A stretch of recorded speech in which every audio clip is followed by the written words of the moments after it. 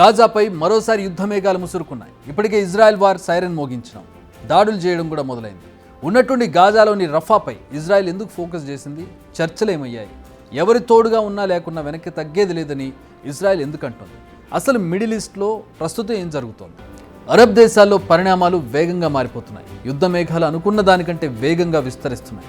ఇప్పటికే నివురుగప్పిన నిప్పులా ఉన్న పరిస్థితికి నిప్పు రాజేసింది ఇజ్రాయెల్. రఫాపై దాడులు ప్రారంభించింది. ఈ దాడుల్లో 16 మంది చనిపోయారు కూడా.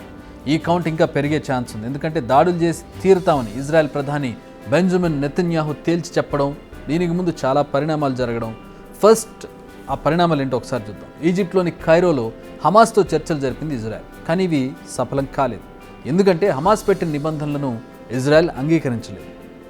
అసలు హమాస్ ఏం కండిషన్స్ పెట్టిందో చూద్దాం. ఫస్ట్, గాజాలో వెంటనే సీజ్ ఫైర్ అమలు చేయాలంటే కాల్పుల విరమణ చేయాలి. సెకండ్, గాజాలో ఉన్న ఇజ్రాయెల్ ఆర్మీని వెంటనే వెనక్కి పిలిపించాలి. మూడోది, గాజా నుంచి వెళ్ళిపోయిన వారందరికీ మళ్ళీ అదే ప్రాంతంలో జీవించేందుకు అంగీకరించాలి. ఫోర్త్, గాజా ప్రజల జీవితాలు మెరుగుపరిచేందుకు అన్ని రకాలుగా సహాయపడాలి. ఫిఫ్త్ వన్, ప్రస్తుతం ప్రజలను అడ్డుకునే విధానాన్ని ఎత్తేయాలి. ఖైదీలను ఎక్స్చేంజ్ చేసుకోవాలి. యుద్ధ ఖైదీలు ఉంటారు, సో వాళ్ళని ఎక్స్చేంజ్ చేసుకోవాలి. అక్టోబర్ 7న తాము బందీలుగా చేసిన వారిని విడిపించాలంటే వారికి బదులుగా ఇజ్రాయెల్ జైళ్లలో బందీలుగా ఉన్న పాలస్తీనా వారిని విడుదల చేయాలి. ఇవి హమాస్ పెట్టినటువంటి డిమాండ్. అంటే హమాస్ ప్రపంచానికి చెప్పిన డిమాండ్లు అయితే ఇవి. మరి ఒరిజినల్గా వాళ్ళు అక్కడ కూర్చొని మాట్లాడుకున్నప్పుడు లేదంటే మధ్యవర్తుల ద్వారానో ఎట్లాంటి కండిషన్స్ వెళ్ళాయి, అది ఇజ్రాయెల్కి ఏ విధంగా కోపం తెప్పించింది, ఎందుకు ఒప్పుకోలేదు అనేది ఇంటర్నల్గా ఉండే అవకాశం ఉండదు.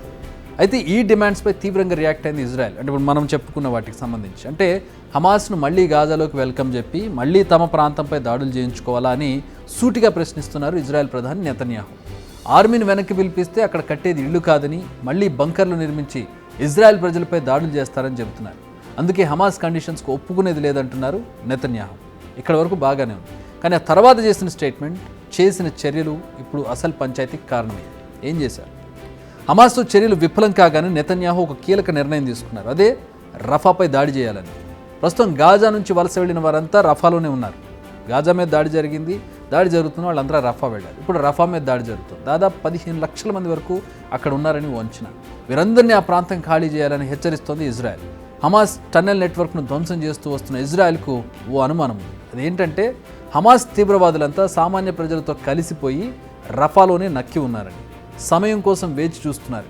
ఒక్కసారి సీజ్ ఫైర్ అంటే కాల్పుల విరమణ కాగానే మళ్ళీ దాడులు చేసేందుకు రెడీగా ఉన్నారు. అందుకే తాము ఏ ఛాన్స్ తీసుకోమని రఫాపై దాడులు చేస్తామంటోంది ఇజ్రాయెల్. చెప్పినట్టుగానే ఇప్పటికే దాడులు కూడా మొదలు పెట్టింది. బట్ ఇక్కడ ఒక తిరకాసు ఉంది. రఫాపై దాడులు చేసేందుకు ఒప్పుకోమంటోంది అమెరికా.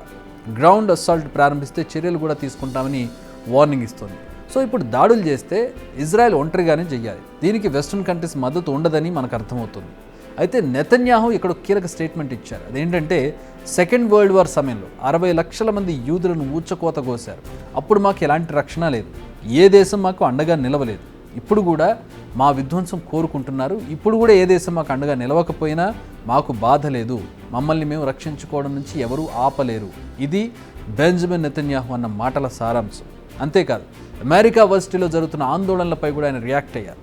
సెకండ్ వరల్డ్ వార్ సమయంలో జర్మనీలో కూడా ఇదే జరిగిందని, ఇది కూడా అలాంటిది అని అన్నారు. అంతేకాదు, ఇది తమ ఉనికికే సవాల్ చేయడం అన్నారు.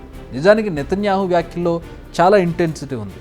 చావోరేవన్నట్టుగా ఉన్నాయి ఆయన వ్యాఖ్యలు. ఇక ఈసారి మాత్రం అటో ఇటో తేల్చుకుంటామనేటట్లుగా చాలా స్ట్రాంగ్గా ఆయన ఒక వార్నింగ్ ఇచ్చారు.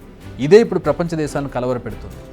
ఇదంతా ఇలా ఉంటే ఖతార్లో కీలక పరిణామాలు జరుగుతున్నాయి. ఖతార్ ప్రధాని మొహమ్మద్ బిన్ రహమాన్ ఆల్ థానీతో America CIA director Bill Burns చర్చలు జరుపుతున్నారు. గాజా వార్ను కవర్ చేస్తున్న అల్ జజీరాపై ఇజ్రాయెల్ నిషేధం విధించింది. అల్ జజీరా అనేది ఒక ప్రముఖ ఛానల్, దాని మీద నిషేధం విధించింది ఇజ్రాయెల్. గ్రౌండ్ ఆపరేషన్ చేపట్టొద్దని అమెరికా ఇజ్రాయెల్కు వార్నింగ్ ఇచ్చింది.